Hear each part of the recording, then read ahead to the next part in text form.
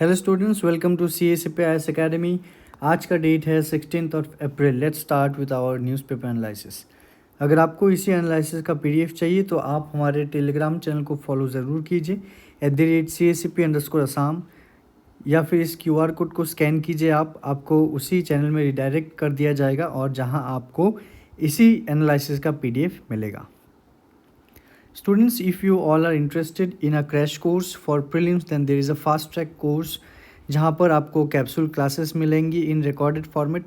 Test series आपको मिलेंगे हमारे smart books, that is our study materials prelims specially for the prelims आपको मिलेंगे।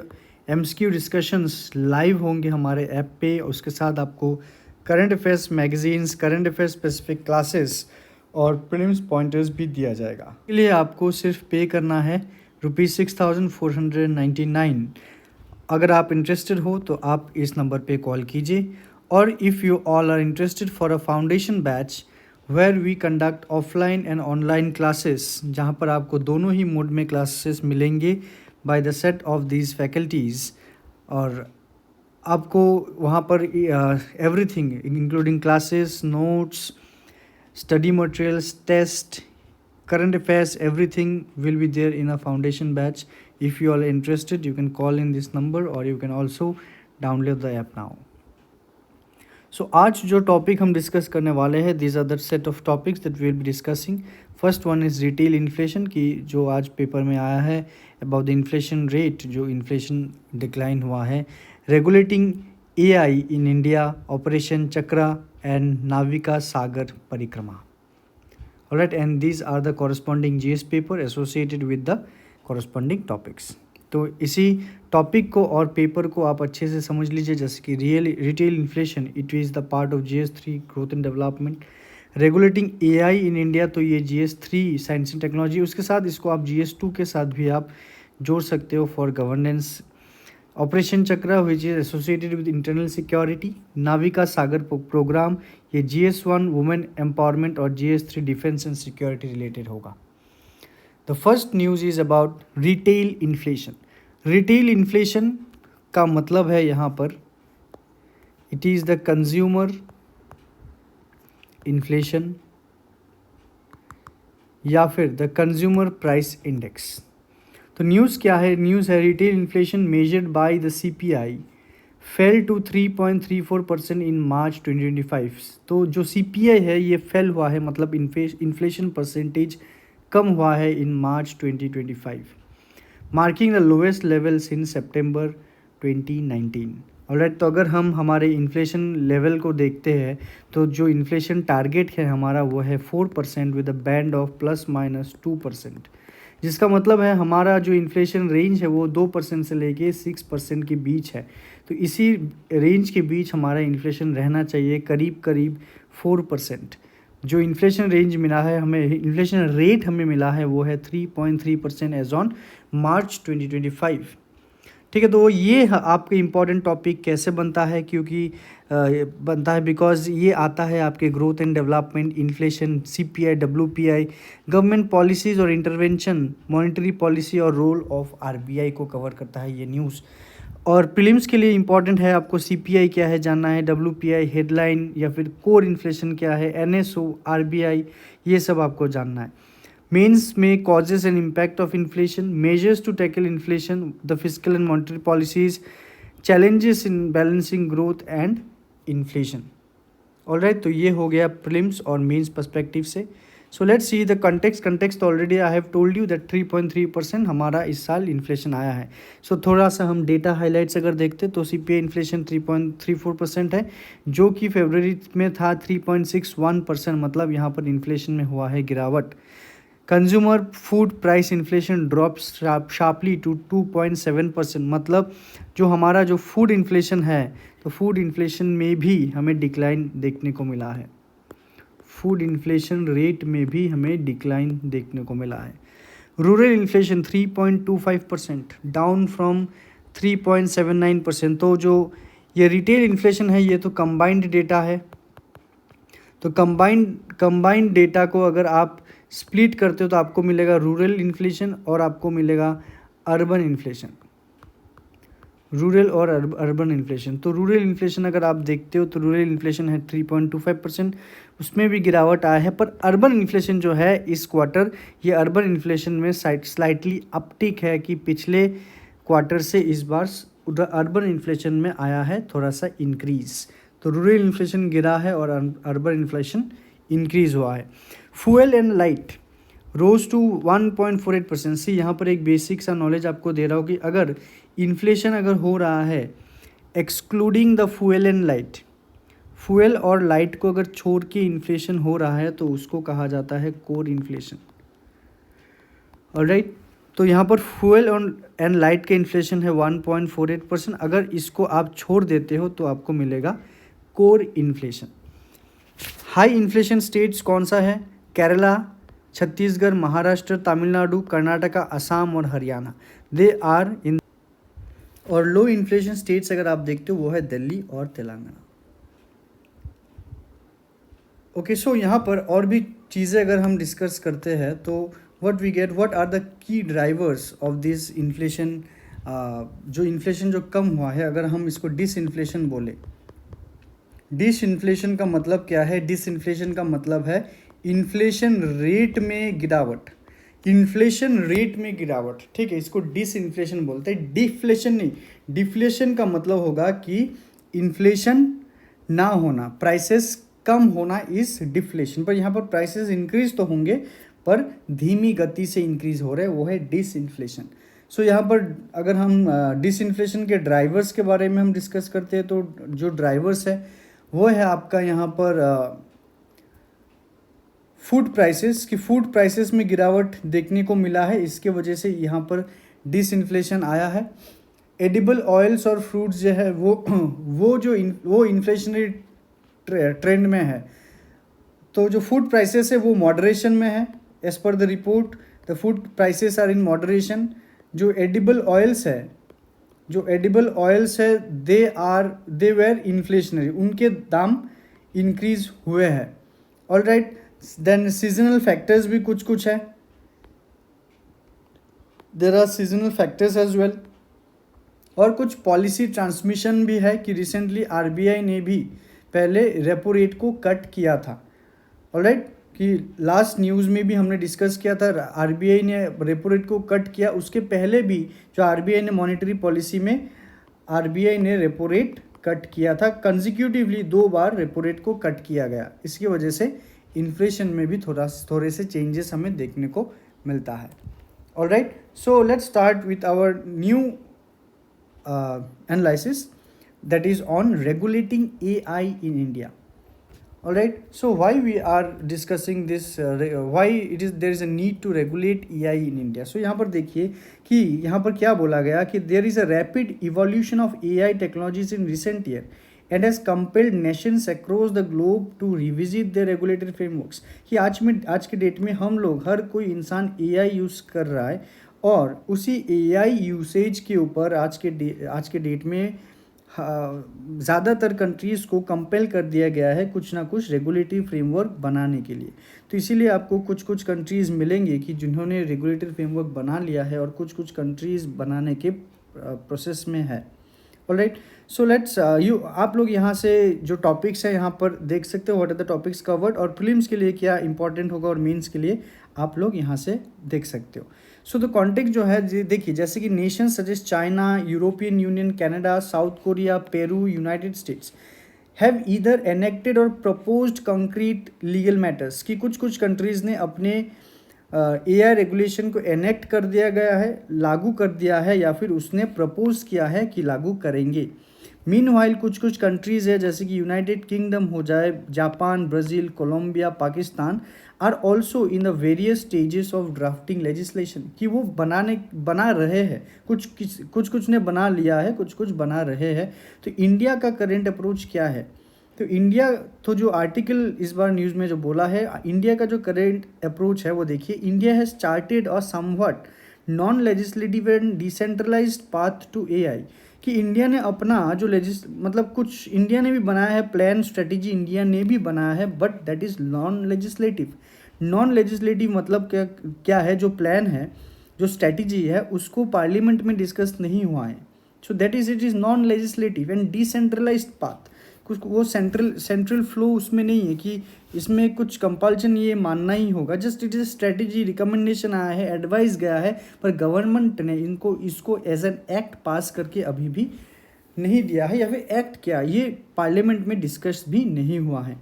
ऑलराइट, जैसे कि as of 2025 the country lacks both an officially endorsed national AI strategy and a dedicated law regulating AI system और applications. मतलब कि अभी India दोनों चीज़ में ही लैक कर रहा है कि फर्स्ट वन ऑफिशियल एंडोर्समेंट नहीं है। तो इंडिया का जो नेशनल स्ट्रेटेजी एआई स्ट्रेटेजी है, जैसे कि नीति आयोग ने 2018 को अपना एक डॉक्यूमेंट बनाया था जिसमें लिखा गया है about national strategy for artificial intelligence. तो नीति आयोग हमें क्या जानते हैं कि NITI Aayog it is an advisory body. Yes और no, it is an advisory body.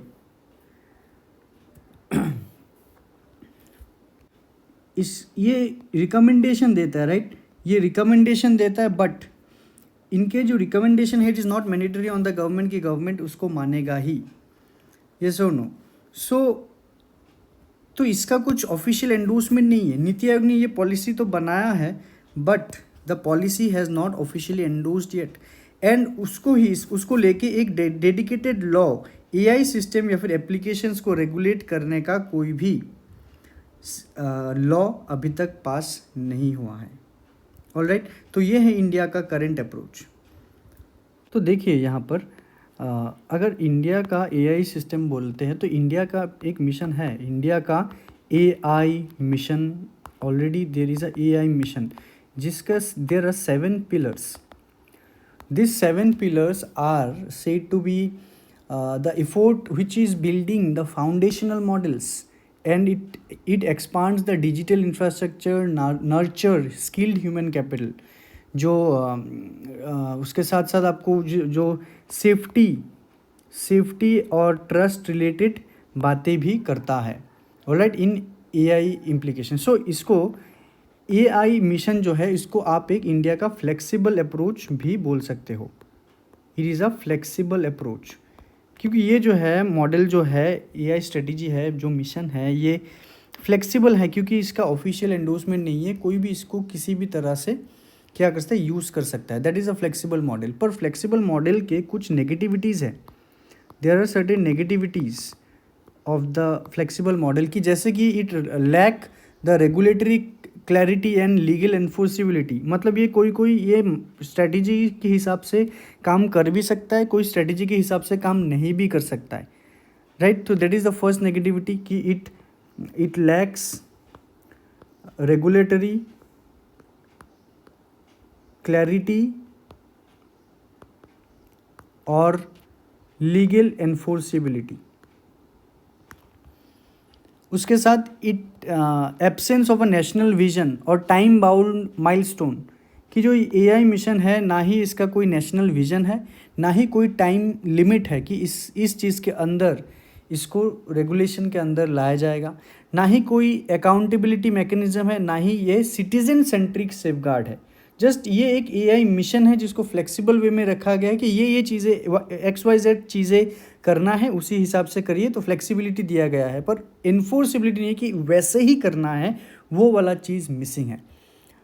Alright, सो और भी कुछ क्वेश्चंस यहाँ से रेज होते हैं कि जो एआई मॉडल इंडिया में जनरेट हो रहे हैं, इंडिया में काम करे, क्या उनका कोई कॉन्स्टिट्यूशनल वैल्यू है, क्या what are the evaluation metrics and accountability standard की जो एआई जो यूज़ हो रहा है, डेवलप हो रहा है, क्या उसके इवैल्यूएशन मेट्रिक क्या है, कैसे उसको इवैल्यूएट किया जाए फॉर जो इंडिया में जैसे ये काम कर रहा है। तो अकाउंटेबिलिटी स्टैंडर्ड क्या होगा, पब्लिक अवेयरनेस कैसे आएगा उसके लिए। ऑलराइट, तो और भी जो नेगेटिव कंटेंट है जो हार्म कर रहा है, जैसे कि about the deep fake, AI का सबसे बड़ा नेगेटिविटी जो है, there is an something called deep fake कि इमेज को क्रॉप करके, वीडियो को ये डॉक्टर करके फेक वीडियो बनाता है जिसको देख के लगता है कि एकदम ही वो ओरिजिनल है। तो उसको लेकर क्या गवर्नमेंटल या फिर रेगुलेटरी गाइडलाइन क्या होगा। So that's regulating AI in India. तो एक्चुअली में अगर मैं एक ही वर्ड में बोलूँ कि there is no regulation in India yet. Alright, the next is your operation Chakra. तो ये operation Chakra it relates with your digital infrastructure. तो यहाँ पर फिर से आप टॉपिक्स प्रीलिम्स और मेंस में क्या इंपॉर्टेंट है वो देख लीजिए। So what is the news about? Cyber security threats are rapidly evolving with fraudsters deploying increasingly sophisticated method to exploit digital infrastructure. यहाँ पर हम एक चीज़ के बारे में पढ़ेंगे जिसको कहा जाता है डिजिटल अरेस्ट। सो सी, तो आज की डेट में there is a rise of digital arrest frauds. तो डिजिटल अरेस्ट क्या है? शायद आप लोगों के साथ भी हुआ होगा या फिर आप लोगों के जान पहचान वाले के साथ भी हुआ होगा कि ऐसा कोई एक नंबर से फ़ोन आता है, वो फ़ोन वो लोगों को बोलता है कि हम पुलिस से बोल रहे हैं, आपके अगेंस्ट में कुछ एक एफआईआर रजिस्टर्ड है। तो वो इंसान घबरा जाता है, मेरे अगेंस्ट में क्या एफआईआर रजिस्टर्ड है। तो वो पुलिस वो बोलता रहता है उसके बारे में, उसके साथ साथ वो ही बोलता है। फिर ultimately that person come to a point where the people has to pay money, alright, क्योंकि लोग डर जाते हैं। तो उसी चीज़ को कहा जाता है digital arrest, which exploit people psychologically, they manipulate and by impersonating of state authority to extort money। मतलब गवर्नमेंट का कोई है, पुलिस का कोई है, ये बोल के लोगों से पैसा हड़पता है वो, ऑलराइट। तो there is a recent operation जिसका नाम दिया गया है ऑपरेशन चक्रा 5। तो ऑपरेशन चक्र में क्या किया गया? ऑपरेशन चक्र में यहाँ पर 4 लोगों को अरेस्ट किया गया रिसेंटली। तो देखिए यहाँ पर अरेस्ट किसको किया गया, कैसे किया गया, दैट इज़ नॉट इम्पॉर्टेंट। यहाँ पर इम्पॉर्टेंट हमारा ऑपरेशन चक्र क्या है? It is related to the arrest of those fraudsters who are associated with this digital arrest. Seizure of evidence, case origin, victim profile में आपको सब बताऊंगा एक एक करके। जैसे ही अगर अरेस्ट ऑफ 4 किंगपिन में बोलूँ, अकॉर्डिंग टू न्यूज़ यहाँ पर मुंबई और मुरादाबाद में अरेस्ट किया गया है। किंगपिन मतलब they are the mastermind. Kingpin in Mumbai and Moradabad. Seizure of evidence मतलब एविडेंसेस सीज किया गया है, जैसे सब्सटेंशियल, पुलिस को डिजिटल और फिनेंशियल एविडेंस मिला है, बैंक डॉक्यूमेंट मिला है, डिवाइसेस मिले हैं, डिजिटल डिवाइसेस, सिम कार्ड मिले हैं, कुछ ट्रांजैक्शनल रिकॉर्ड्स भी मिले। केस ऑफ ओरिजिन जो केस रजिस्टर हुआ है जिसके आधार पे अरेस्ट किया गया है, वो केस फाइल हुआ था in Rajasthan and the name of the place is Jhunjhunu. याद रखिएगा, झुंझुनू कहाँ है? ये राजस्थान में है। जो विक्टिम प्रोफाइल है, एक विक्टिम के बारे में बोला गया है। विक्टिम मतलब जिसके ऊपर ये डिजिटल अरेस्ट हुआ था। तो ये बोला था 1 विक्टिम वॉज हेल्ड कैप्टिव, मतलब डिजिटल अरेस्ट में रखा गया था एक विक्टिम को up for a period of 3 month. 3 महीना वो डिजिटल अरेस्ट में था, डर में था, वर्चुअली कैप्टिव था, और थोड़ा थोड़ा करके around according to the news article 7.67 crore rupees उनसे एक्सटॉर्ट किया गया है इन 42 ट्रांजैक्शन। 42 ट्रांजैक्शन के द्वारा उस इंसान से 7.67 करोड़ पैसा एक्सटॉर्ट किया गया है।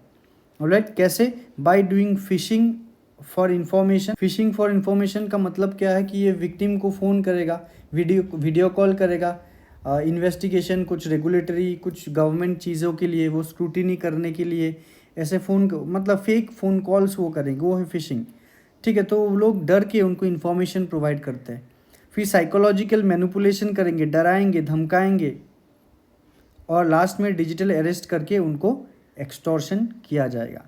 तो वही उसी डिजिटल अरेस्ट के अगेंस्ट में जो ऑपरेशन चलाया गया है, उसको नाम दिया गया है ऑपरेशन चक्रा। ऑलराइट, सो देखिए कुछ ब्रॉडर इम्प्लीकेशंस अगर हम देखते हैं ऑपरेशन चक्र का। So the first broader implication मतलब जो ये सब अभी ऑपरेशन क्यों इम्पॉर्टेंट है? Because it is a matter of cyber security, क्योंकि cyber security it is a national security आज के डेट में। It is a systematic challenge कि अगर डिजिटल या फिर ओवर द नेट अगर चीज़ें सिक्योर ना हो तो वो नेशनल सिक्योरिटी को थ्रेट पहुंचा सकता है। कि अगर लोकल लेवल पे ये सब क्राइम हो रहा है डिजिटली, तो नेशनल लेवल पे भी वो हो सकता है, राइट? तो that will impact the financial stability of a country, that will effect the individuals liberty.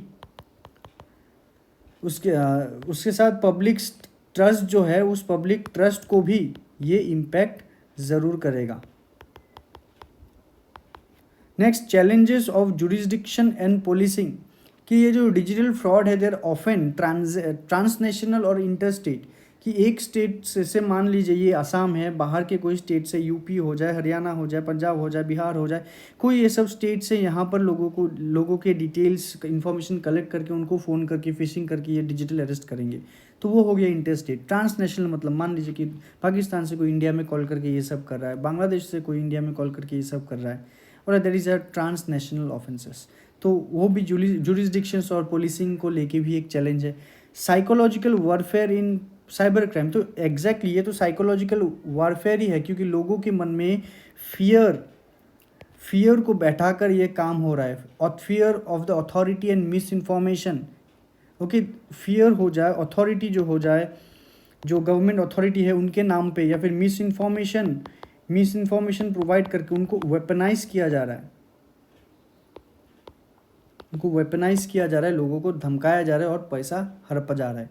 Alright, and last, digital literacy and public outreach, कि लोगों को डिजिटल लिटरेसी कैसे प्रोवाइड किया जाए, by doing mass public outreach campaign.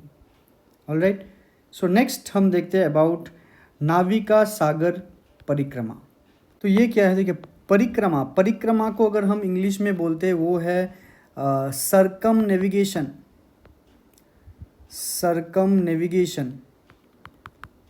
तो ये जो है ये what is the news actually, तो यहाँ पर थोड़ा सा कुछ एक टाइपो हुआ है, सो आई apologise for that.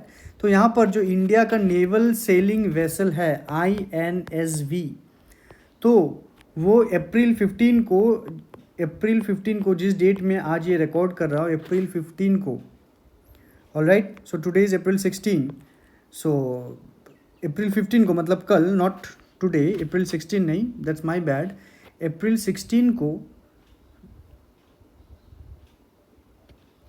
Apologise for the second time, previously जो मैंने बोला अप्रैल 15 को एक वॉयज, मतलब जो इंडियन नेवल सेलिंग वेसल है वो वॉयज के लिए डिपार्ट किया है from Cape Town South Africa. तो वो सरकम नेविगेट करेगा पूरे वर्ल्ड को, मतलब वो केप टाउन से लेकर वो पूरा नेविगेट करके फिर से केप टाउन में आएगा। सो उसी वॉयज का नाम दिया गया है नाविका सागर परिक्रमा। ऑलराइट, सो यहाँ पर देखिए तो जो वेसल है वो कौन है, the Indian naval sailing vessel. Alright, उसका नाम है तरिनी जो वेसल है, it has embarked on the final leg of his historic circumnavigation journey departing from Cape Town South Africa on April 15, 2025। मतलब ये कहाँ से स्टार्ट हुआ, वो स्टार्ट हुआ था गोवा से। जो वॉयज का हाईलाइट देखिए आप, तो अभी ये फाइनल जो पड़ाव है उसको पूरा करने वाला है। ऑलराइट, सो एग्जाम्पल, मतलब अगर एक केप टाउन से अगर स्टार्ट होता तो केप टाउन में आकर वो रुकता, पर जो ये वॉयज है वो गोवा से स्टार्ट हुआ था, गोवा से वो गया था फ्रीमेंटल, ये it was the first leg, then Fremantle से Lyttelton, Port Stanley, Cape Town और गोवा। ऑलराइट, तो गोवा से लेकर इन सब जगह को होकर फिर से जो गोवा आएगा ये है नाविका सागर परिक्रमा। ऑलराइट, नाविका सागर परिक्रमा 2। सो दिस INSV तरिनी जो है ये 56 फीट एक सेलिंग यॉट है which was built in India. Okay, ऐसा भी एक परिक्रमा हुआ था, it was Navika Sagar Parikrama 1 2017-18 which was a all women crew first circumnavigation, कि it was an all women. तो वहाँ पर जो भी थे पूरा क्रू के मेंबर्स सब के सब वो वुमेन थे, वो है नाविका सागर परिक्रमा। ऑलराइट, सो ये याद रखिएगा, ये रूट आप याद रखिएगा, Goa, Fremantle, Lyttelton, Port Stanley, Cape Town और गोवा। तो ये प्रीलिम्स के लिए बहुत ज़्यादा इंपॉर्टेंट है, not for mains. Alright, so we are in the end of our discussion. So if you all are interested in our smart books, you can just call in this number and get your copy booked. So thank you so much students. We will be doing the analysis in the next day. Thank you so much. Till then, take care.